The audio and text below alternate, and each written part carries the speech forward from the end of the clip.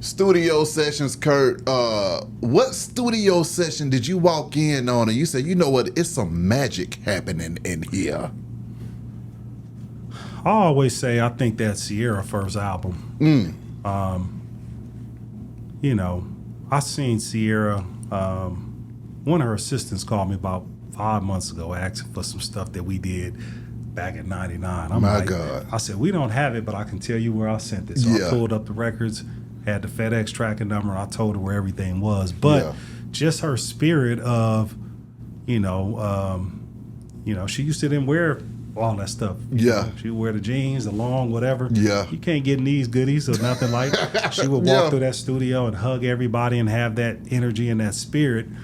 And then Jazzy and them were creating something special. Come on. And then now I think the reason why it was different was because back then when they would do stuff, if somebody like Missy was working with her on goodies or whatever, and or 1-2 Step, they would send me the demo of Missy singing it so I can give it to the session. So I would be sitting in the office in the morning, and if you can imagine Missy singing 1-2 Step, oh my God, I would be listening to those records that they demoed out and did, and then for that record for it to just jump up out of there, like the whole album, you know, was dope. Same thing for Jeezy, because we seeing these people, like people come to the studio and they look at all of these plaques. Yeah.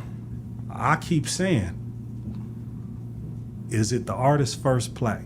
If it is, they was just like you. Nobody knew Luda. Nobody knew Lil Jon. Nobody knew Jeezy. Nobody knew Sierra. Nobody knew the Young Bloods. Nobody knew Goody Mob, you know, whoever. And so that's what brings me joy, is being like, man, when you're a new artist, you are up against so much to make it. That's right. A lot of times, a lot of your favorite groups, their first album is your favorite album because the A&Rs made them work with the best producers. Yeah. They made them work at the best studios with the best engineers, the best writers, the best everything, the best whatever. And then they made this incredible album. And then the artists look at it and be like, man, I did all this stuff, but they spent all my money. You know what? I got a trick for you. The second album, I'm going to hire my homeboy to make the beats. Yeah. I'm going to write my own stuff. I'm going to be more involved. Yeah. I'm going to get the homie to engineer, and we're going to do the artwork, and then all the fans be like, man, this first album was incredible. What happened? And then the third album, what the artists do? I'm taking it back. I'm going back to my mama's basement where I did the first song. But you're not too short. Too short, you lose the credibility. Come on now. Just kept it consistent or whatever. Exactly. Yep. So those things to me are like my biggest pride on the wall is if it's an artist's first album. And then 30 years later, I know they still performing to the stuff that we did because we made sure that we're the records that y'all talking about your mamas used to listen to. You like, why does this Isley Brothers sound so good? Yeah. Now they like, why does Sierra first album be hitting like that? Why does that Jeezy, that first album with Soul Survivor, be hitting like that? Why does that Outkast with them elevators and that Waka Flocka, No Hands, why that shit hit like that? Man, we was paying attention to the details. So now you know, you're older. I'm 53. And if you were going to the record store, you start seeing these names of places where they were doing these records and certain musicians. Now we're that. From the 95s all the way up, if anybody is pulling CDs and pulling records or whatever, and they looking at these credits, they're going to start saying, who the hell is Patchwerk? Patchwerk. You know what I mean? And I always tell people, there's BP and AP. Before Patchwerk and after Patchwerk. You go back and pick up the records that was coming out of Atlanta sonically and see how they sounded before we kind of got here. And then you see what they sound like after we built that $3 million world-class facility, which allowed our artists to stay home and be great. Yeah. Okay, Kurt, on the hip-hop side, though, who did you see go in there and set the booth on fire and got you excited? On the hip-hop side? On the hip-hop side. You mean like rapping? Rapping. Somebody went in there and just set that booth on fire. You're like, wait a minute now, this is just getting ridiculous. You know what? There's a different thing. Like if you don't know, so I would consider Scarface a serious artist. Yeah. He seemed serious. He be rapping about all this stuff or whatever.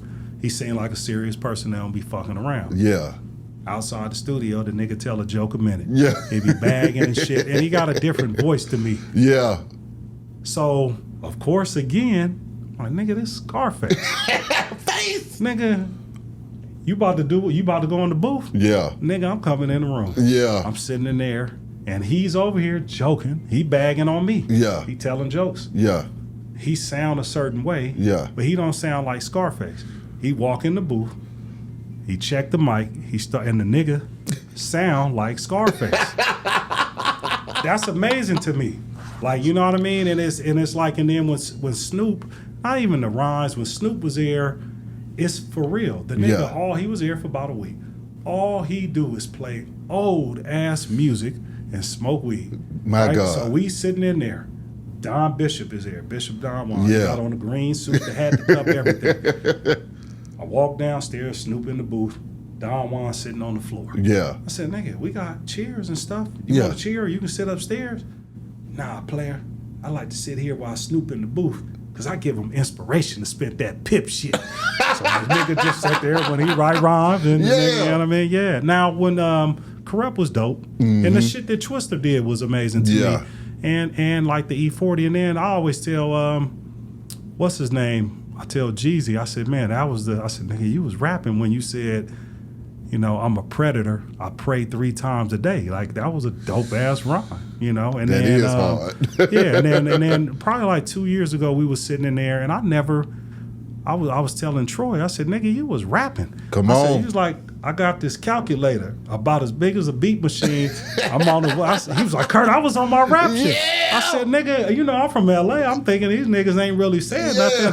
I said, nigga, you was rapping like a motherfucker. He was like, nigga, I was spitting on that shit or whatever. On. And then Banner be, Come on, Banner does this thing or whatever. Yeah. But it's like, I think some of the stuff I had to go back and kind of appreciate it a little bit more. Because I just thought Troy was just chanting and whatever. Yeah. And I was like, oh, this nigga is rapping. Nah, he was putting that pen to pad and that thing. And then, when one of the things that was cool, when we was at the old place, I remember, Pimp C was in there. He was producing. Yeah. And the nigga used to be like, he would book like 6-7 days. Yeah. He'd be in there smoking, him and Green, them or whatever. And he would have all these old ass musicians just come in the studio, drummers, horn players or whatever. And he would just tell niggas to record it. Yeah. So after like 4 days, I'm sitting there like, nigga, you wasting all this studio time. Y'all not gonna do no raps? It's like, man. He said, these the sounds I use for my production. He's like, I'm not going to get these old ass records don't sound good.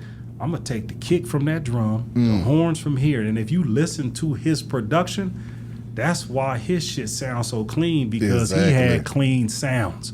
Out of Patchwerk. He was paying for them musicians to get up there and just play, and he would chop different pieces of it to make his music.